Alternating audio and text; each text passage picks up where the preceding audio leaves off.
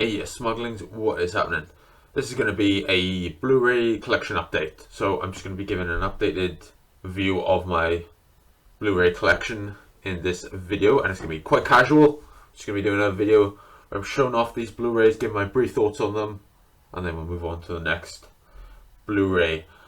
I don't have as big a collection as I used to, because I used to have quite a lot of physical media that I sold when I went to university, and I don't have as much physical media now because I just travel quite a lot between different places and it's not practical to have a lot.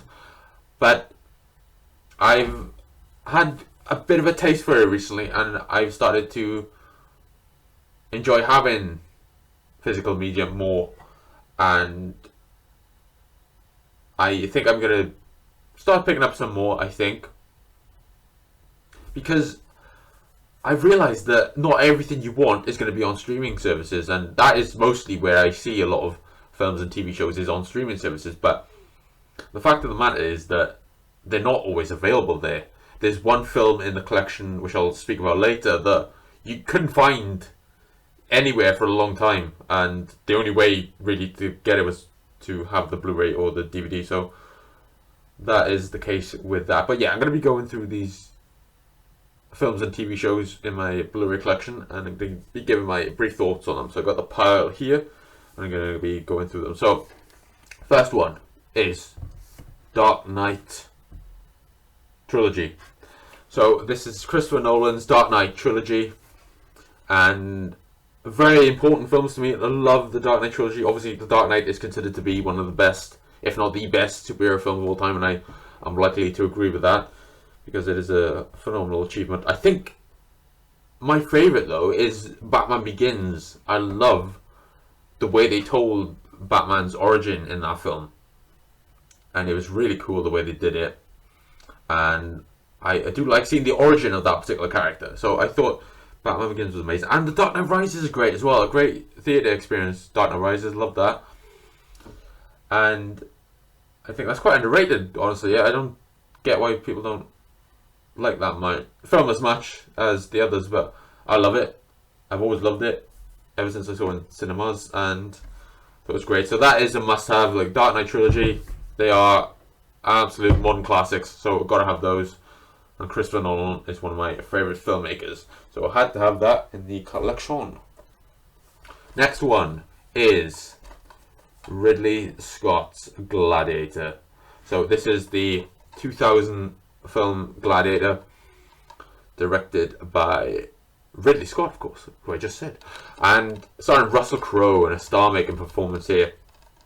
Although he did do The Insider previously, which was an awesome film, that didn't get nearly the attention that this film got, and I've spoken about this a lot on the channel Gladiator, because Gladiator 2 came out recently. I did my review for that, and this film is awesome, just really great. Swords and Sandals, epic, and I loved it, still love it, I'll always love it, and I would recommend you guys check this out, because the director's commentary is priceless between Russell Crowe and Ridley Scott. That's the reason to get this Blu-ray, quite honestly, is the commentary, because it's just two blokes in a pub is what it is when you listen to the director's commentary for this. So highly recommend Gladiator.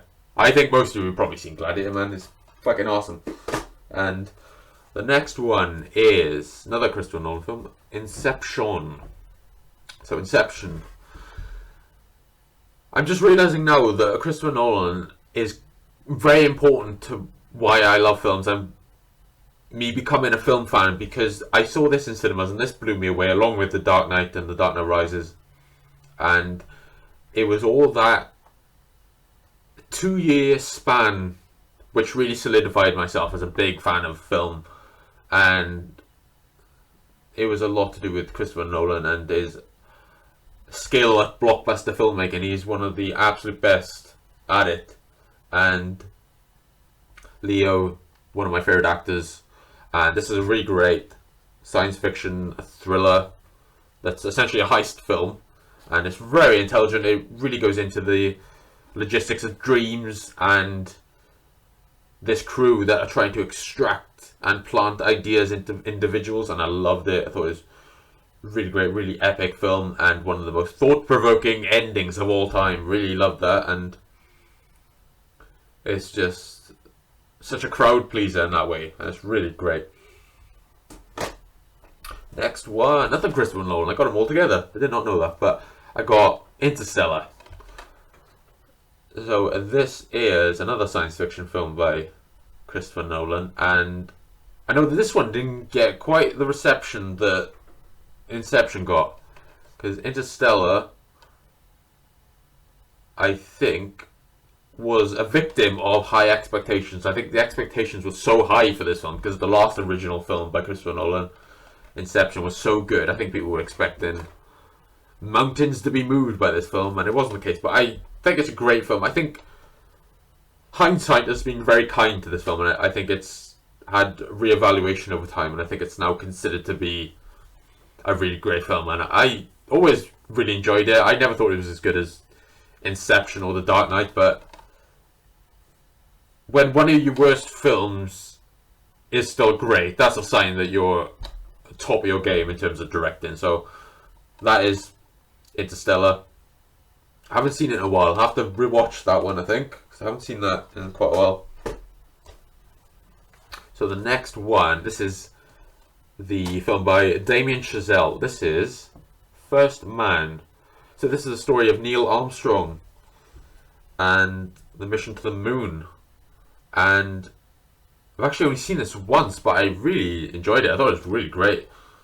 And there's a very good sequence in this film when they're in space and something goes wrong, and it's very creatively done. I love this film. Another one I'll have to rewatch again soon, because Claire Foy is also really great in this. But this is Ryan Gosling's show, and he's doing his character that he does best, the stoic loner, and that's kind of what he became known for. Now I think Ryan Gosling's sort of become much more eclectic, and he's done a lot more different types of characters, and you see that in Barbie and The Fall Guy. He's a bit more comedic now, and I think that's great because he is a very funny guy, and still loved First Man. Very good. Okay, we got them together. That's good. So we got Terminator and Terminator 2. So these are obviously science fiction classics and films by James Cameron, and I love these two films. I think Terminator 1 I like the most because this is one of the most tense films I've ever seen in my life. When you really watch this film, it is so fucking tense, man. It is so suspenseful, and you forget that because James Cameron doesn't really do suspenseful films anymore, because as much as I love Avatar and Avatar The Way of Water, they're not films that are filled with that kind of suspense. They're just very different type of films, and that is completely fine. But James Cameron's one of the best still, and he really did a great job with these films. These films are awesome, and yeah, I really do like this. And I liked Dark Fate as well. Terminator Dark Fate I thought was quite good. So James Cameron did these, and I love James Cameron. And there we go. The two Terminator films. And I will probably get Dark Fate. I don't know about the other ones, because the other ones are shite. Especially Salvation. Salvation was our absolute codswallop. What the fuck was that? What was that? That was like just a tech demo for how brown can you make a film look. I think that's what that was. Okay. Next one. Another DiCaprio film. We got Shutter Island. Shutter Island, the horror film by Martin Scorsese, which is quite unusual because he doesn't usually do those films. He typically does gangster films, and he's ventured more recently. But Shutter Island's a very good horror film. I did like it quite a bit.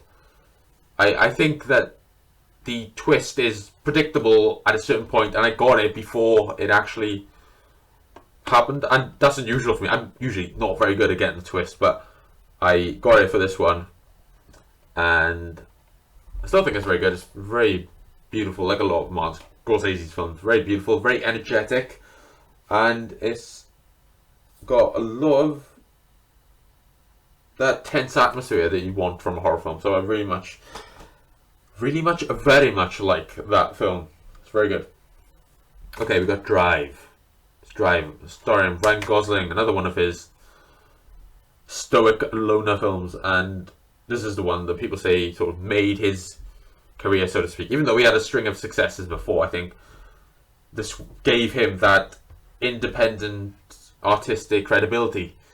And this is another one that's very formative for me. This one came at a time when I was really getting into film, and I think this one sort of steered me in that direction quite a bit. And Nicholas Winding Refn directed this one, and he was never really able to recapture the magic of this film with his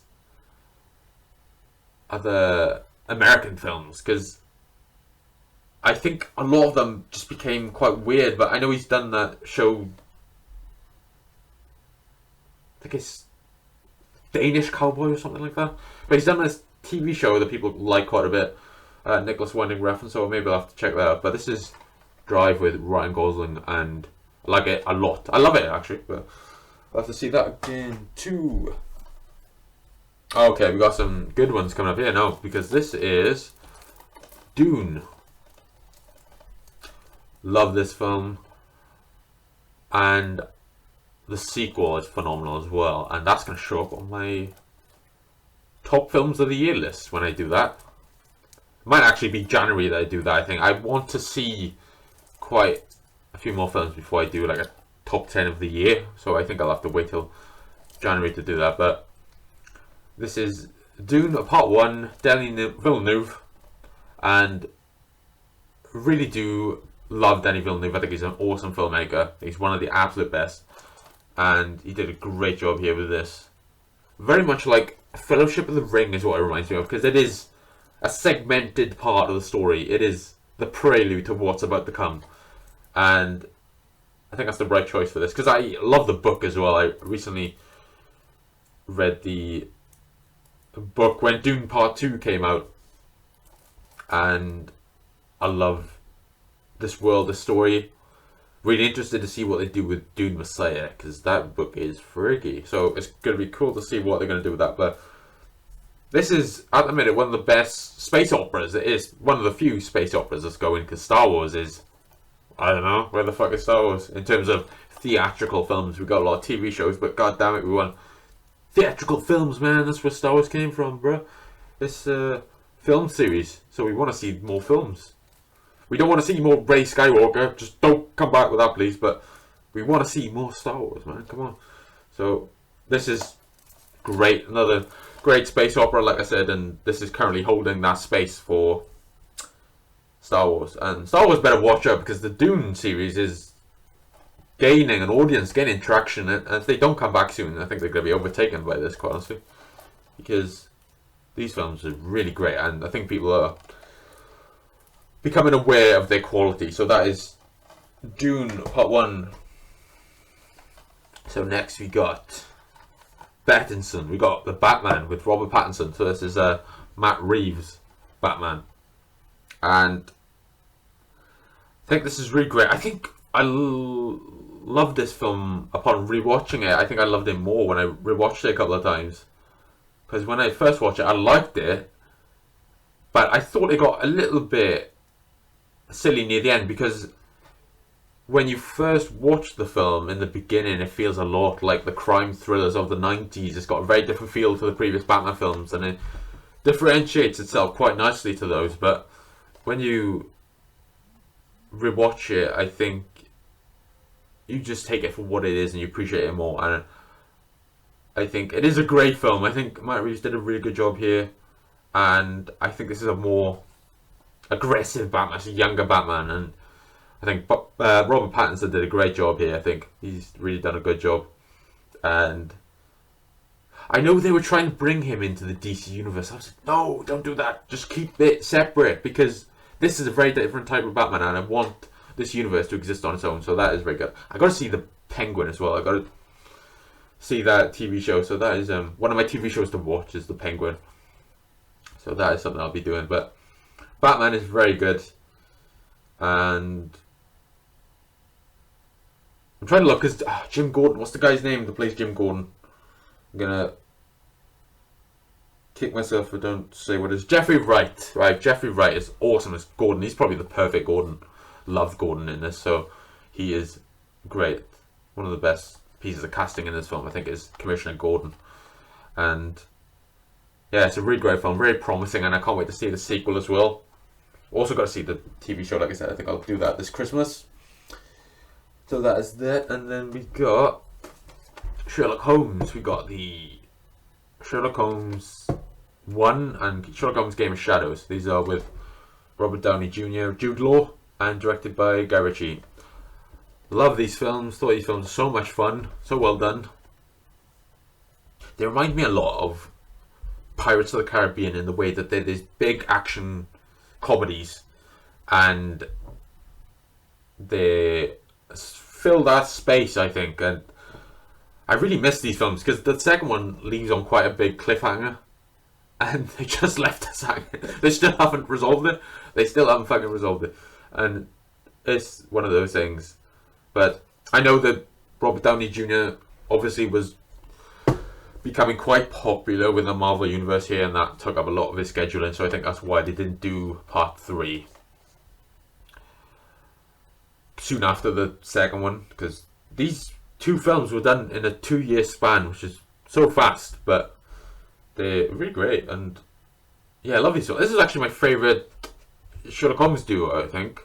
I think Robert Downey Jr. and Jude Law, I think, they have the greatest chemistry, I think, as these characters, and I loved this film for that. And yeah, these characters are so great. Like, I like Benedict Cumberbatch and Martin Sheen, but the fuck, it's not Martin Sheen. What the fuck is his name? What is his name? Martin Freeman. God damn it. Bilbo Baggins himself, Martin Freeman. I did like those guys a lot as well, but I think these guys are just so good together. I really do love them. I wish they were in another film together, quite honestly, because the chemistry is so good. They're so funny. I remember me and my dad bonded a lot over this film. I remember we had a great time watching these films, and we shared the humour in this film. We really did like it, so got a lot of fondness for it, for that as well. Just that particular reason. And next one, can you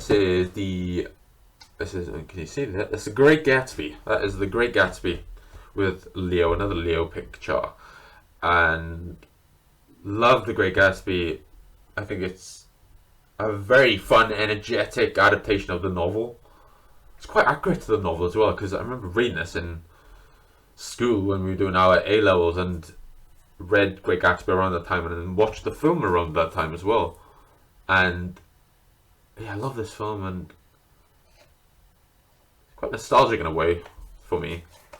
And you obviously got that amazing image of Leo just doing his cheers like that to the camera, and a very iconic image now, isn't it, that Leo is giving that cheers to Nick Carraway. And I think you can see it there, actually. You can see that. Yeah, there is. So you can see that. And that is very cool. But yeah, it's amazing film. I love this film. I think people said it wasn't very good at the time, but I loved it. I thought it was really great. I didn't think it was like a music video like other people thought. I thought it was very well done and a very interesting take on a classic 1920s novel, and I thought it was really great, quite honestly. I believe it was 1920s. I believe it was 1920s that the book came out. I may be wrong on that. I think it was, but this is great. I love this film. So that is The Great Gatsby. God, we got quite a few to go through. I'm going to go through it a bit quick. Sorry, guys. I'm taking up so much time. Right, okay, we got A Walk Among the Tombstones. This is Liam Neeson. Another one of his action thrillers, and I like quite a lot of them. I think this is one of the better ones, quite honestly. I think this is one of the best of the action thrillers he's got. Very much like a 90s crime thriller. I like that quite a lot for that one. Okay, so we got Blade Runner and Blade Runner 2049.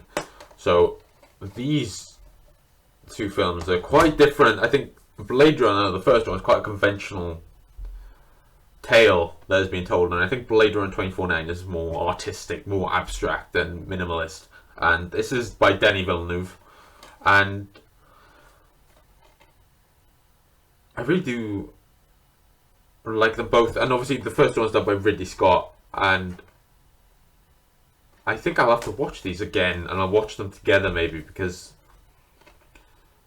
I do like Blade Runner quite a bit. It's quite important as a film, isn't it? Because it gave way to the cyberpunk movement, and I know William Gibson did that with his Neuromancer novel, but I think over time Blade Runner really popularized the cyberpunk genre. So that is very good. I saw 2049 in cinemas as well. I saw that in cinemas. I remember falling asleep, but it wasn't because of the film. I think I was just tired, but I remember like just going out of consciousness all the time. I remember waking up and then fucking Harrison Ford was there. Like, oh shit, Deckard, how did he get there? But yeah, that is quite funny. But yeah, like the Blade Runners.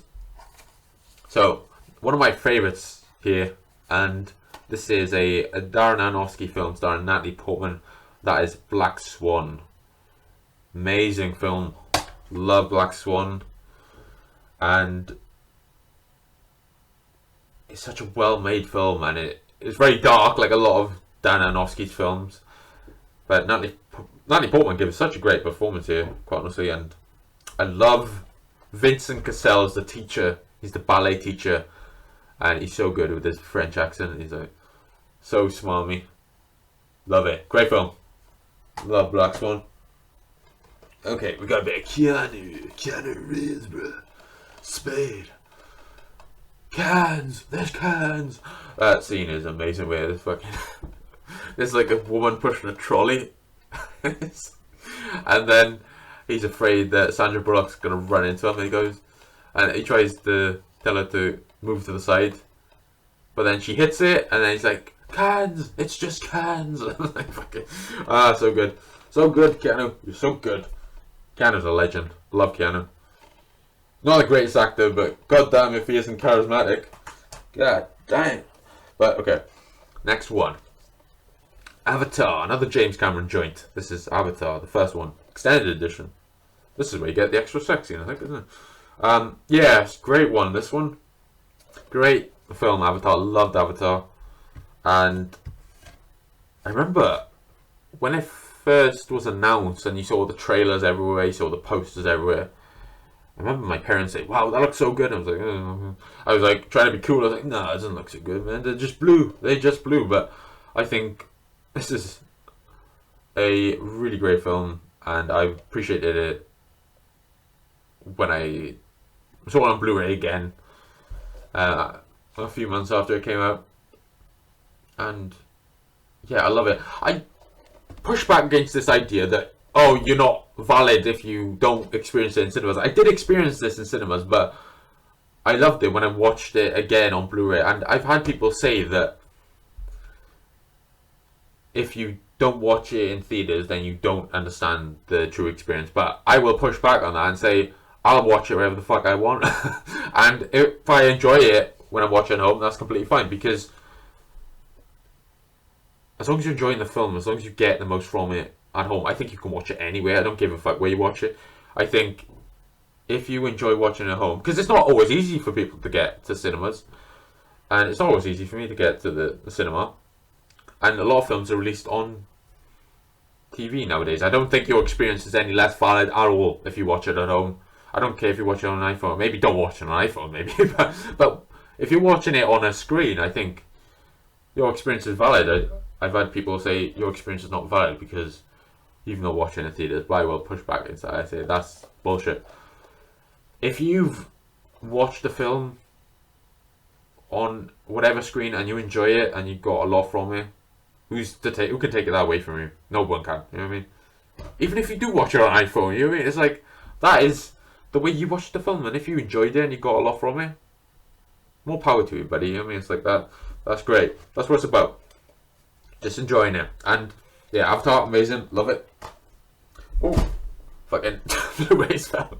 Ah, shit, I'm gonna keep that in. Blu-ray's fell, man. Blu-ray's down. It's okay, I'll pick that up, man. I'll pick that up. Right.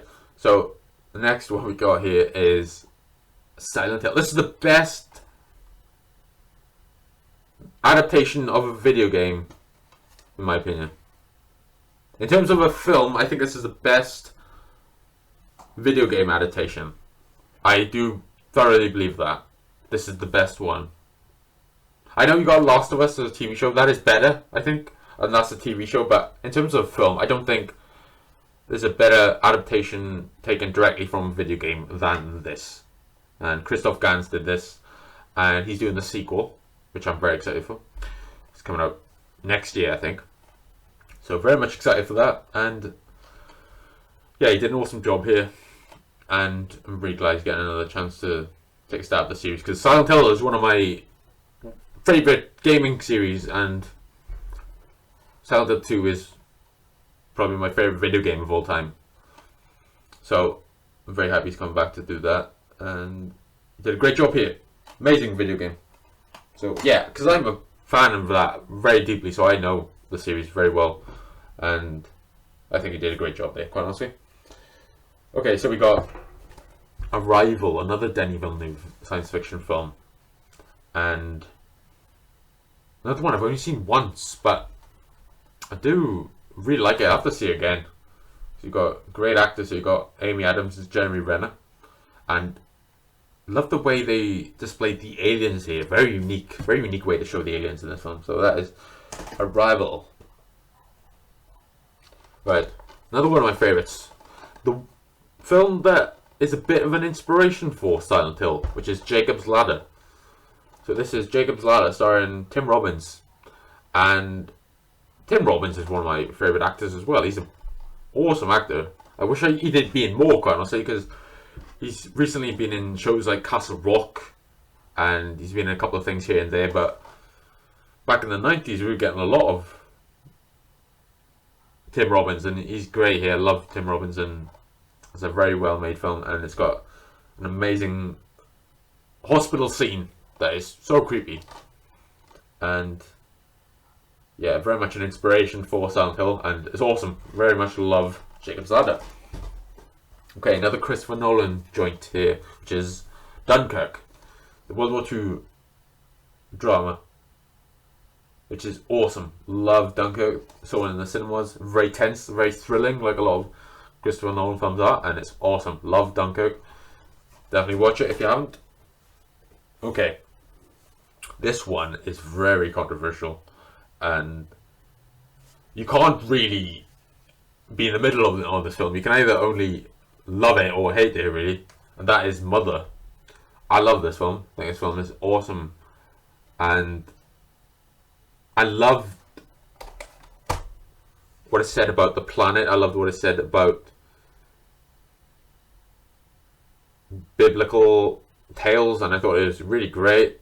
And I don't want to spoil it. I'm trying not to spoil it. That's why I'm being quite vague about what I'm saying. But I think it's a really great horror film starring Jennifer Lawrence. I think it's one of her best performances, quite honestly. I think this is one of the best things she's been in, and I think it's really great, this one. And there's a particular point in this film that will either make you abandon it or become immersed in it, and I thought it was amazing, quite striking, very bold, and I love that about it. I love bold filmmaking, and this is definitely a bold one.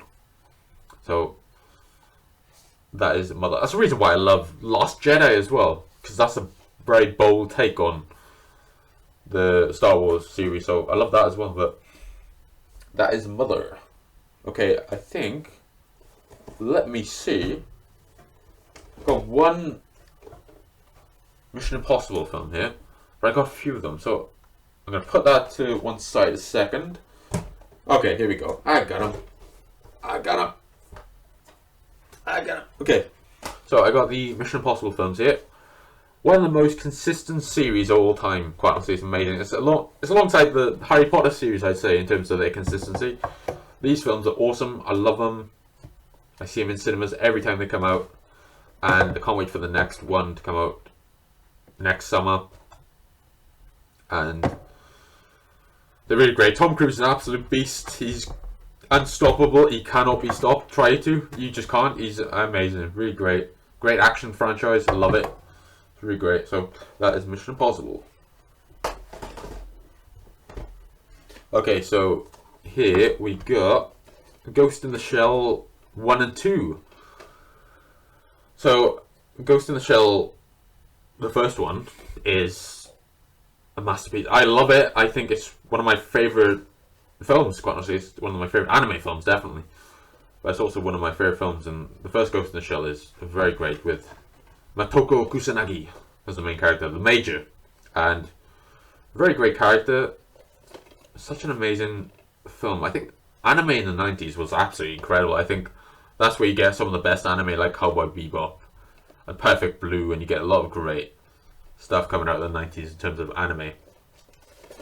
So yeah, I really loved that. And the second one is odd because the Major doesn't show up for the majority of the film. So it's a sequel to The Ghost in the Shell, but she doesn't show up. I think it was a bit too experimental, and I think it was a bit too smart for me, quite honestly. I think the second one is quite heady with what it's trying to say, and so I'll have to give that another rewatch, the second one. But I've watched the first one loads of times and I absolutely adore it. So that is Ghost in the Shell 1 and 2. And the next one is Rise of the Planet of the Apes. This is the only one I think I have on the collection, but I've seen all of them from Charlton Heston all the way to Kingdom of the Planet of the Apes. And Rise is a really great one, really great entry into the series again. I thought it was very good, and this was a time when reboots were always absolute shite, and this was a great film, so it was really surprising to people that this is a great film. And it's very emotional at times as well, with Caesar and his relationship with James Franco, and this is very good. So I did love Rise of the Planet of the Apes, and yeah, it's a really great one, really great reboot. One of the best reboots, I have to say. This is, quite honestly, I think it's absolutely amazing.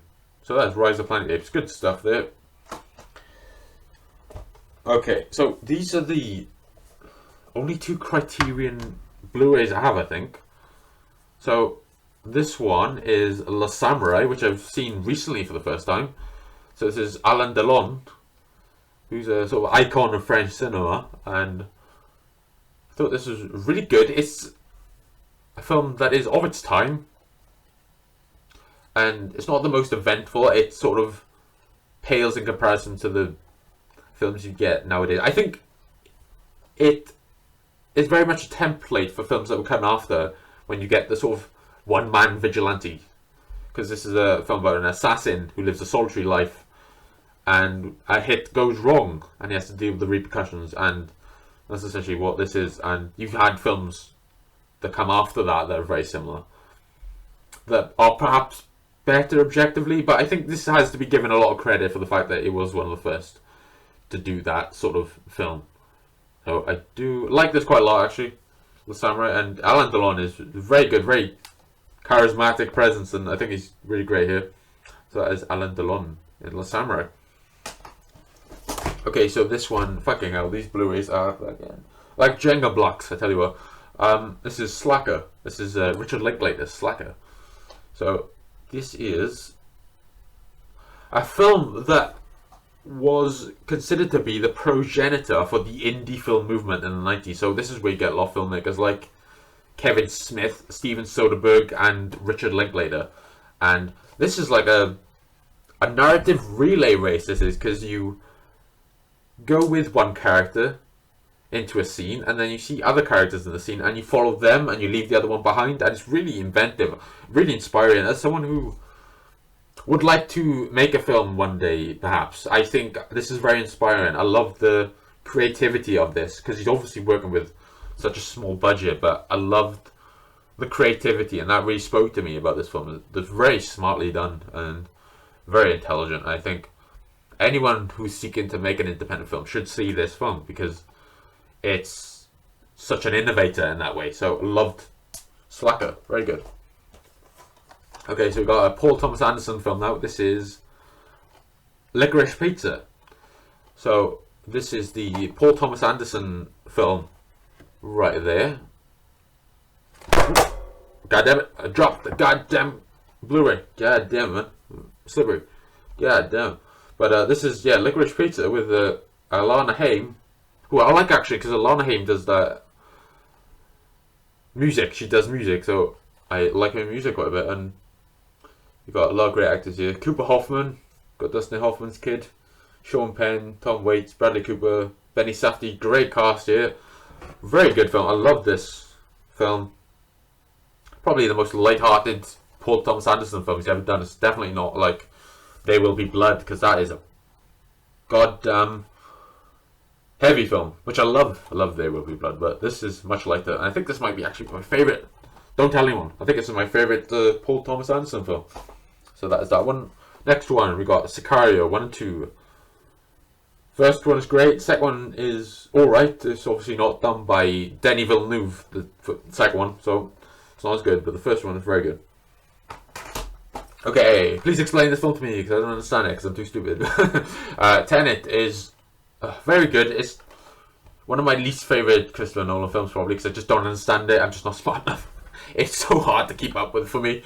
I do find it very hard to keep up with. Maybe I have to rewatch it a couple of times to fully get it, but you got John David Washington here, who's a great actor.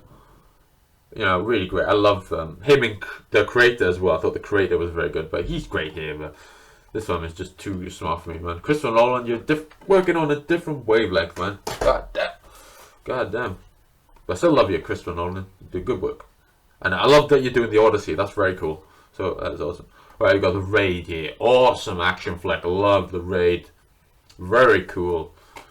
Very important for action filmmaking, I'd say. This is the turning point, I'd say, for action films in Hollywood, because after this, they stopped doing the handheld Bourne Identity camera movement, and they adopted this really breathtaking and fluid style where you stay on the shot for a sizable duration, and you actually see what's happening, and the action is clear, and it's in front of you. So this is very important, and I love this. Very great film. Second one is awesome as well. Also done by fellow Welshman, Gareth Evans. So, got to support the Welshies. So, it's awesome to see the Welsh people thriving. That is great. So, that is that. Okay, so we've got some DC films here, I think. Okay, so we got Man of Steel. Love Man of Steel. Probably my favourite film in the DC Extended Universe. I think that's what it's called, isn't it? They keep changing the goddamn name of that Zack Snyder universe, but I think it's called the DCEU. And love Man of Steel. It's one of my favourite superhero movies. I think they made Superman very much a grounded and relatable character here, and the Kents were great as well. The way they did Kevin Costner as Pa Kent was really great, and amazing movie. Really great. I think Christopher Nolan had a lot to do with what was so great about this film, because he was the one that did the story for this. So I think he's got a lot to do with why this was great, because the other films were not so great. But that is that one. Okay, Batman vs Superman. I still like it, but this film, I still like Batman vs Superman. It's very much a bloated film. It crams so much into this film. God damn it. But they were really eager to get this universe going, and they were like, come on, man, we gotta get to the Avengers quickly. Come on, man. Come on, man. They're already on Avengers 5 already. We gotta get there. But yeah, that is that one. And I like this bit. It's not Schindler's List. It's not Schindler's List or anything. It's Batman vs Superman. It's fine. It's good. Like it. Justice League. Now this is much better. This is the true version of this film by Zack Snyder, and I thought it was really great. Loved this film. Just sad that so much was set up here that we won't see because the universe ended. So it's a bit sad, but it was great while it lasted. So thank you, Zack Snyder. But I won't thank you for Rebel Moon Part 2 because that was shite. But yeah. Okay, so we got the Spider-Man film. So we got Spider-Man 1 to 3, The Amazing Spider-Man 1 to 2. And got a lot of nostalgia for Tobey Maguire's Spider-Man. He's probably my favourite Spider-Man. Even though the others may be objectively better, I got nostalgia for the Tobey Maguire Spider-Man. And Spider-Man 1 and 2 are fucking awesome. Spider-Man 3, I don't know how I don't know how that got made, quite honestly. How did they say that Tobey Maguire just thrust in his fucking pelvis in the middle of the street? Who the fuck thought that was a good idea? I don't know who the fuck said, yeah, sure, why not? I don't even know who said that. They should be fired, man. It's just so baffling, but, well, there we go. And yeah, Amazing Spider-Man 1 and 2, I think, are great, actually. I think those two are great. I don't know why people don't like Spider-Man. Amazing Spider-Man 2, I think it's great. So, that is that film. Okay. Got a TV show here. So, we got The Sopranos. James Gandolfini there. Very great series, Sopranos. Love this. I watched this the first time a couple of years ago. Before the Many Saints and Newer came out. And love this series, I guess. Really great. And James Gandolfini is awesome as Tony Soprano, one of the iconic characters of television now. And he is just a bad guy, and you like him. And that's the greatest accomplishment of the show, is that he is just a bad guy, and you do like him regardless. So that is a big accomplishment of the show. So well done there.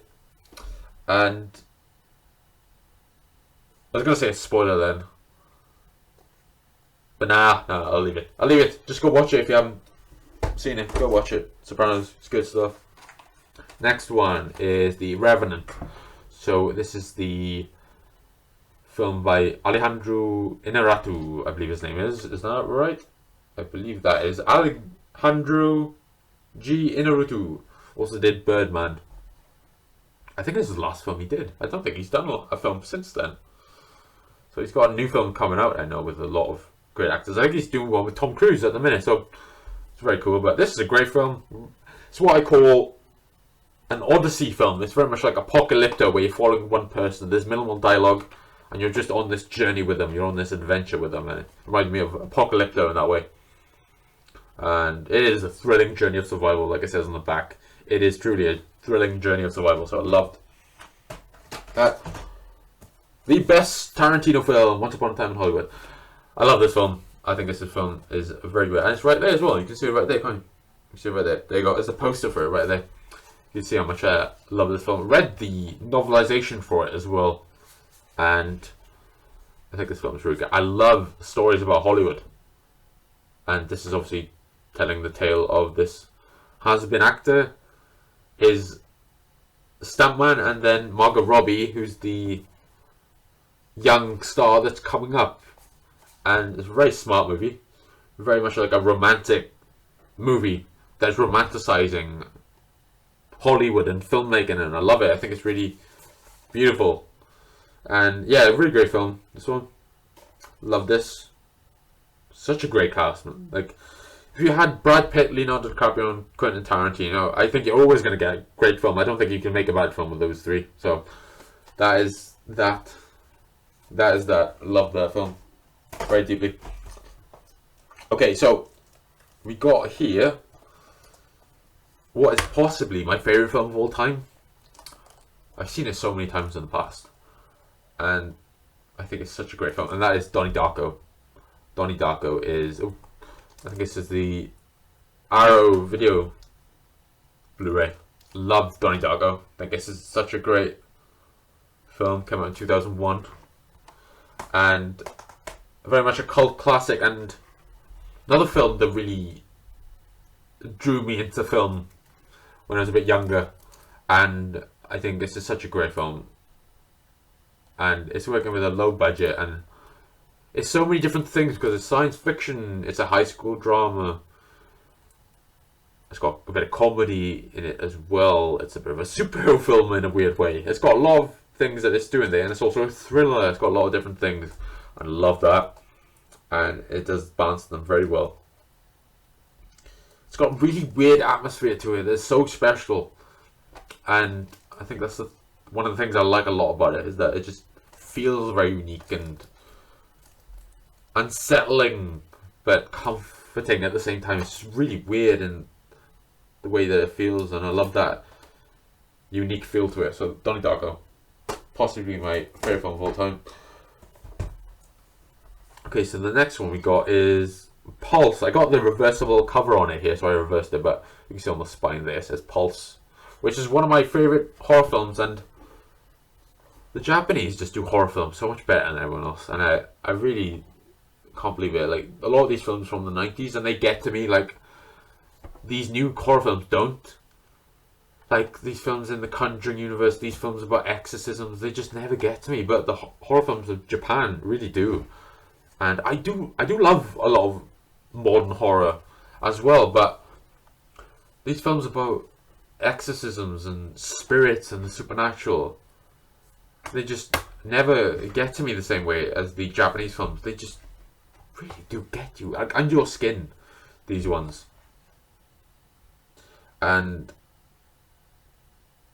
so amazing. I really love this film, Pulse. It's so good, really amazing, and I think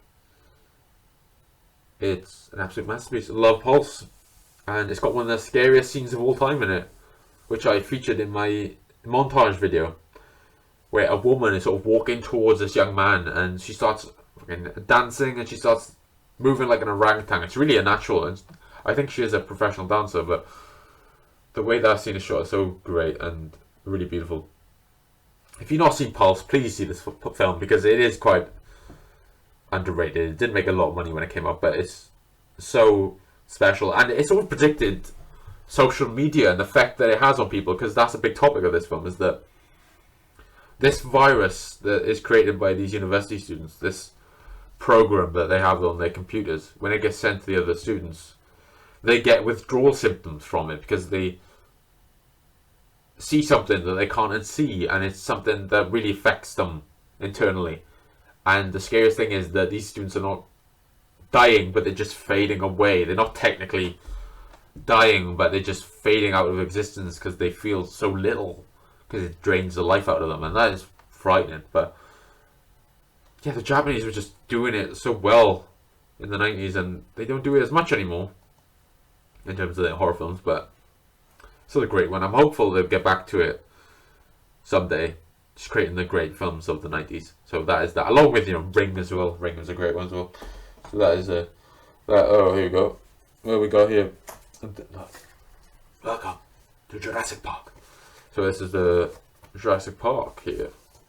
We got the Jurassic Park collection. So I think that has Jurassic Park 1, 2, 3, Jurassic World, and then this is Fallen Kingdom.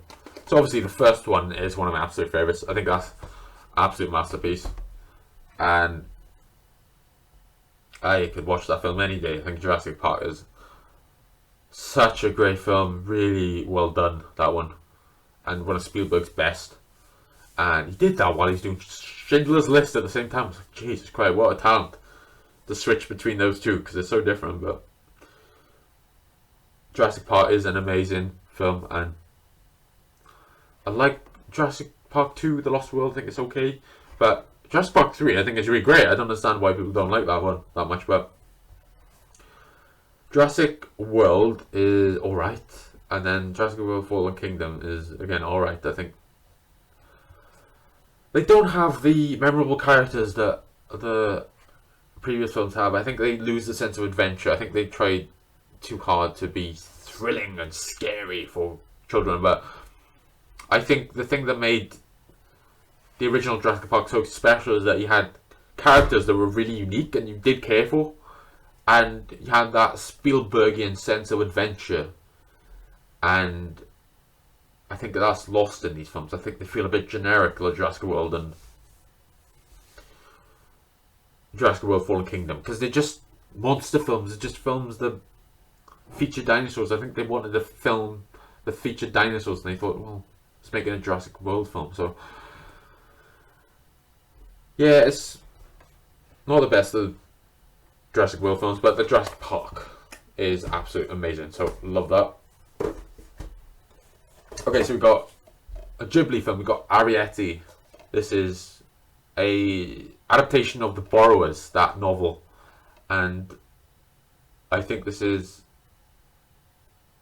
really good. I love Ghibli. I'm a big fan of Ghibli, so this is one I really love. I think that they do some of the best animation, and I really love 2D animation. I mourn the loss of it, quite honestly, because there's not that many films that are 2D animated that come into theaters now, like there was when I was a kid. There's a lot of 3D animated ones, which I do like as well, but I love 2D animation more. I think that's my preferred. Traditional animation is what I prefer. And Ahhhh is a great film. It's a take on The Borrowers, like I said, and a very good one. So that's Ahhhh. The next one we got here is a film by James Mangold. This is Le Mans 66. So this is a very good film. Yeah, about Ford Motor Company's attempt to create the fastest car. So you got car designer Carroll Shelby by Matt Damon, and then you got the British-born driver Ken Miles, Christian Bale. These two are so good together. Christian Bale and Matt Damon are awesome together. It's a really well-made film as well, very energetic. And James Mangold's an absolute talent when it comes to directing. So that is great. And yeah, very great film. I didn't care about Formula 1 or race car driving at all, but I really did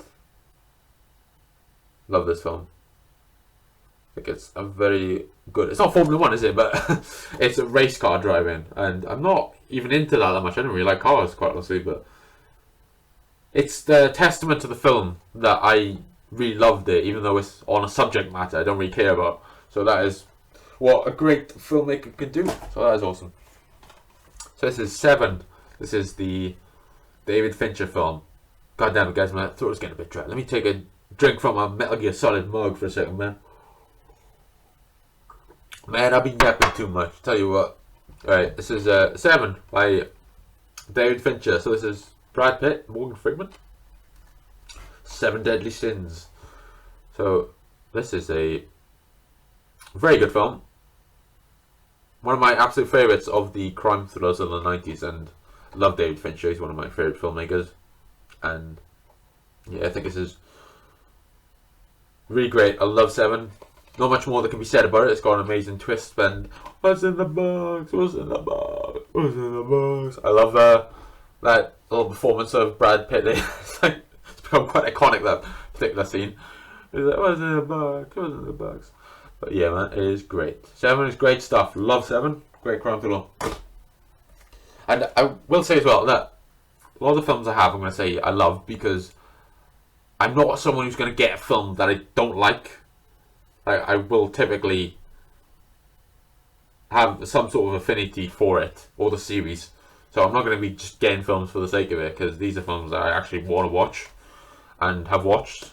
So that is the case with that. And the next one we got is The Nice Guys. So that is a film starring Ryan Gosling and Russell Crowe, and this is like a buddy cop film. And this is where Ryan Gosling started to do more comedic roles. You know, he started to be more lighthearted, and he started to take on characters that had more personality and said more than one line in the entire film. So very good. Showcased Ryan Gosling's talent there, and yeah, Russell Crowe. They're great together. Another great pairing there. Really great. And yeah, this is directed by what's that guy's name? Very good director. He's written a lot as well. God damn it, man, I'm blanking on his goddamn name. What the hell's his name? God damn it, I can't believe I'm blanking on his name. Shane Black, that's right. Kiss Kiss Bang Bang. And he's a great filmmaker.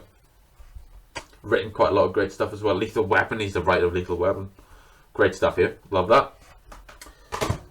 Okay, so next one is Perfect Blue. So this is the one I was talking about where I said you couldn't find it anywhere. Could not find this film anywhere, like on streaming services. You have to get the physical copy of this, and that really lit a bulb in my head. It was like, oh shit, maybe physical media does have value, because you can't find everything on streaming services. You know, films I love, films I really wanted to see, you can't find on streaming services, which is crazy. I think this might be on something now, but when I looked at it, it wasn't. Satoshi Kon, master filmmaker Satoshi Kon, did films such as Paprika, The Millennium, Actress, done a lot of great films, and this is another one of his as well.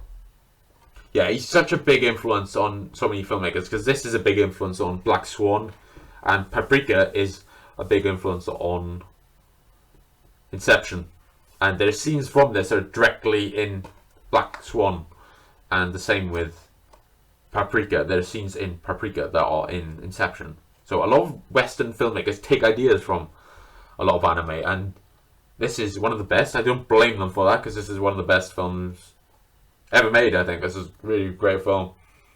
Satoshi Kon. And yeah, man, the Japanese filmmakers really had it going in the 90s. They were really doing great stuff, and I think they were really thriving in the underground level. I think it created a lot of influence. So that is Perfect Blue. Very great film. And he's passed away now, sadly. Satoshi Kon is no longer with us, which is sad, because he made so many great influential films, and it's really sad he's no longer here. But his films that he's done are so great, so it's great he's left a great legacy there for that.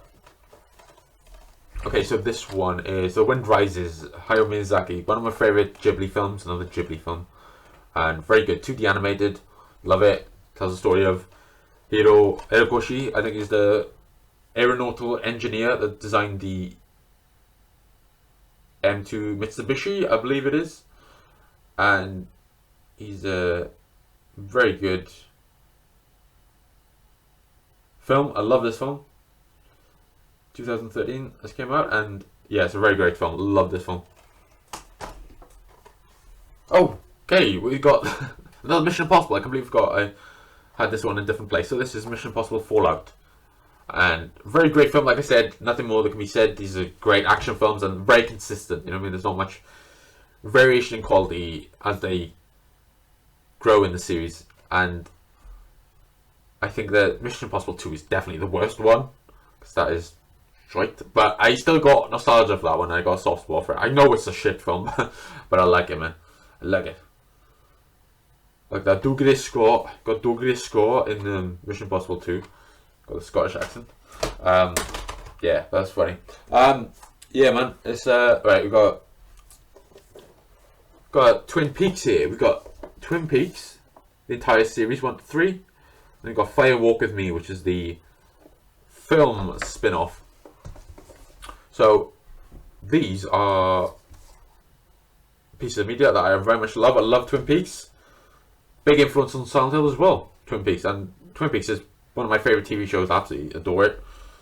And third season is fucking bananas, man. I think there's a whole episode of Twin Peaks season 3 where you're just following a supernova go through the sky. It's goddamn bananas, but it's Twin Peaks, man. What do you expect? It's Twin Peaks. It's very weird, very otherworldly, and I love it. I love small town horror as well. I love that idea, and that's very much what Silent Hill is. You know, it's like supernatural goings on in a small town in America, and it's very exotic to me because I'm obviously from Wales, if you didn't know, and I love America. I always wanted to go to America. I haven't been yet, but I would love to go someday, and it's very cool to see the region that this film and TV show take place in, and it's very cool to see that and the stories in that. So I love Twin Peaks. My favourite TV shows there. Okay, we got an awesome collection here. Got the Alien collection. So we got the Alien film. So this is Aliens, Alien 3, Alien Resurrection, Prometheus, and Alien Covenant, and these are all not all great because there's a lot of bad ones there. Let's have a look. So Alien Resurrection is shite, and the rest of them I like. I like Alien. I love Aliens. Aliens is one. Alien, the first one, is one of my absolute favorite films.